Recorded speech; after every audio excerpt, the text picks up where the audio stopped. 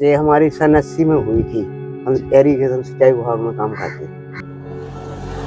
Ranging rod ली थी, ऊपर बड़ी लैंड गई, उसमें टकरा गई थी 33,000 इस पैर में बकरे की में से भग गए थे। हमारे बड़े भाई पागल हो गए थे उस समय इस घटना में। साइकिल चला लेते और क्या क्या चला लेते? साइकिल चला ले, ट्रैक्टर चला ले, बस चला ले, आगे पीछे कर ले हैं, ये कर ले। कि अब तो कहीं कर नहीं रहा, अब सारे को मरना है, कहीं जाके मरेगा, कूड़ा बेहर करेगा, फांसी लगाएगा या भीख मांगेगा। हमने की ये कुछ नहीं होगी, भीख क्यों मांगे। हिम्मत नहीं हारी, जिंदा दिली बरकरार बस।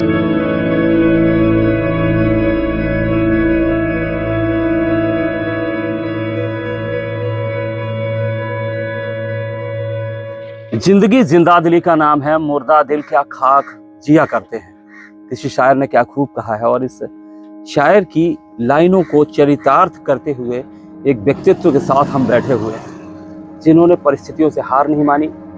बड़ी दुर्घटना इनके साथ हुई और इस घटना में इन्होंने अपने दोनों हाथ खो दिए।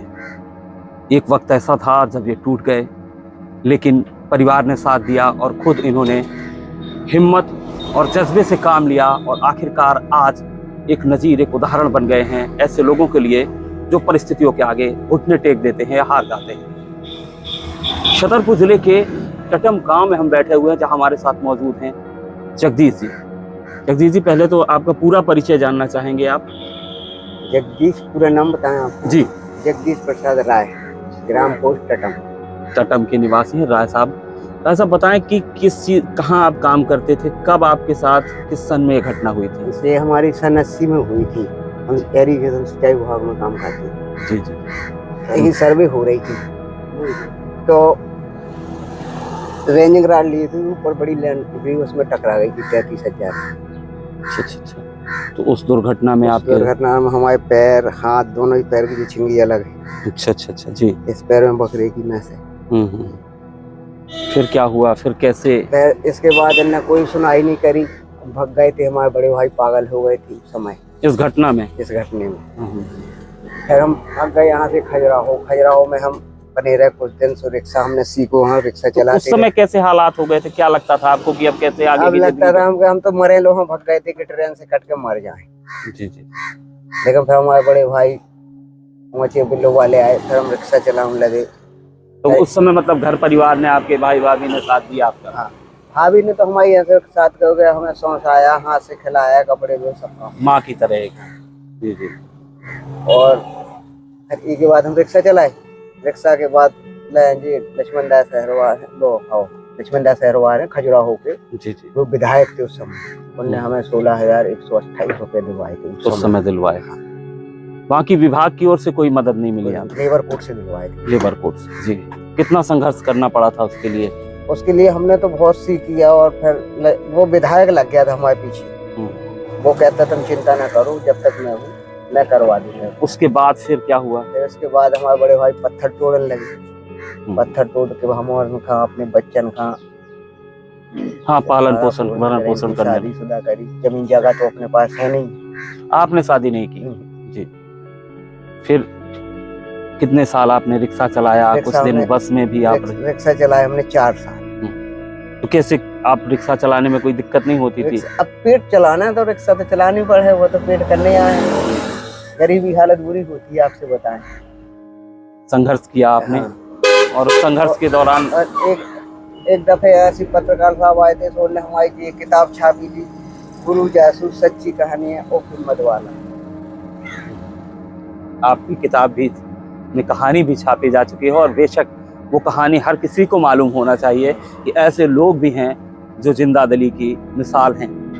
फिर उसके बाद हम इसके बाद भोपाल गए थे। भोपाल से हमारा जो फिर हो गया था, अर्जुन सिंह ने करवाया था। अच्छा, उस समय कांग्रेस के मुख्यमंत्री थे। जी। और इनके बाद हम अब 2 बार हुआ है, 3 बार हुआ है, लेकिन गेट से अंदर जाने नहीं दिया। अच्छा, अभी आप मुख्यमंत्री के यहाँ गए, मुलाकात नहीं हो पाई? आज तक नहीं। क्या दरकार है? आप अभी तो आप कर रहे हैं ना नौकरी, तो क्या परमानेंट हुए कि नहीं हुए? नहीं, आज तक नहीं। दोबारा उसी विभाग में करने लगे काम, लेकिन कुछ नहीं, आज तक कोई सुनाई नहीं, ना कुछ छूटा। सब बातें कर ली, लिखा पढ़ी कर दी, लेकिन कुछ नहीं। अच्छा, अपने घर के काम सारे कर लेते हैं, मैंने देखा भी। क्या क्या कर लेते हैं आप? ये अपना जो है दुकान का करवा लेते हैं, अपनी ड्यूटी कर लेते हैं, और अपने यहाँ लेटे रहे, अपने झाड़ू लगा ले। बाकी सारे काम भी आप कर लेते हैं घर के, पानी भरने से लेकर सारे। साइकिल चला लेते हैं और क्या क्या चला लेते हैं? साइकिल चला लें, ट्रैक्टर चला लें, बस चला लें, आगे पीछे कर ले हैं, ये कर लें। अच्छा, लोग अब क्या तब कहते थे लोग कि अरे कैसे क्या कर पाएगा, जब ये घटना हुई थी तब क्या ग्रामीणों की क्या प्रतिक्रिया थी, क्या कहते थे? जो तो कह रहे थे कि अब तो कहीं कर नहीं रहे, अब सारे को मरना है, कहीं जाके मरेगा, कूड़ा बेहर करेगा, या फांसी लगाएगा, या भीख मांगेगा।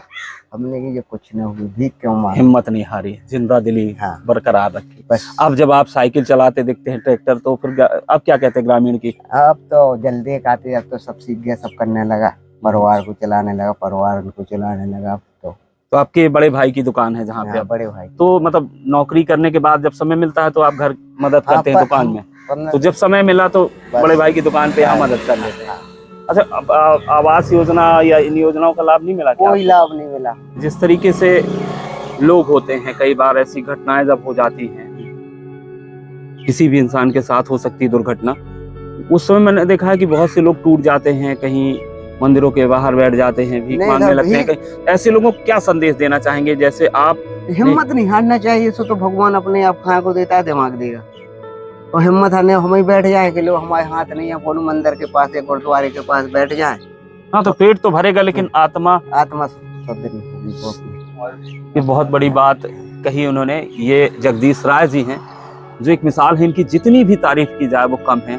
जिस तरीके से एक उदाहरण पेश किया है इन्होंने ऐसे लोगों के लिए, बल्कि जब ये काम करते हैं, इनके काम करने का स्टाइल, चाहे छोटे से छोटा बारीक काम, यहाँ तक कि लिखना, अगरबत्ती जला के पूजा करना, तमाम सारे ऐसे काम ये करते हैं तो देखने वाले देखते रह जाते हैं। ऐसे तमाम लोगों के लिए जो हिम्मत हार जाते हैं, परिस्थितियों से हार जाते हैं, घुटने टेक देते हैं, उन सब के लिए ये एक मिसाल है और मैसेज भी देते हैं कि कभी भी इसी परिस्थिति में इंसान को हिम्मत नहीं हारना चाहिए।